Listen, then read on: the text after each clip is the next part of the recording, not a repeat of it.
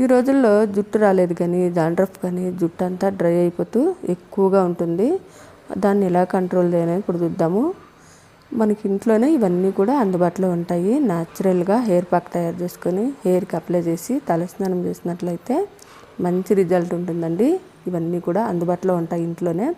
వేపాకు కానీ, కరివేపాకు కానీ, పచ్చి కొబ్బరి కానీ, అలోవెరా, నిమ్మపండు ఇవన్నీ కూడా తీసుకొని మిక్సీ జార్లో వేసుకొని కొద్దిగా నీళ్ళు వేసుకొని మెత్తగా పేస్ట్ చేసుకోవాలి.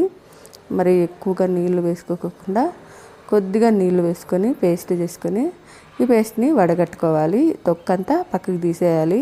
కొద్దిగా థిక్గా ఉండేలాగా చూసుకోవాలి. మరి ఎక్కువ నీళ్ళు వేసుకొని పేస్ట్ చేసుకున్నట్లయితే మనం తలకి రాసుకునేటప్పుడు కారిపోతూ ఉంటుంది బట్టల పైన, ముఖం పైన.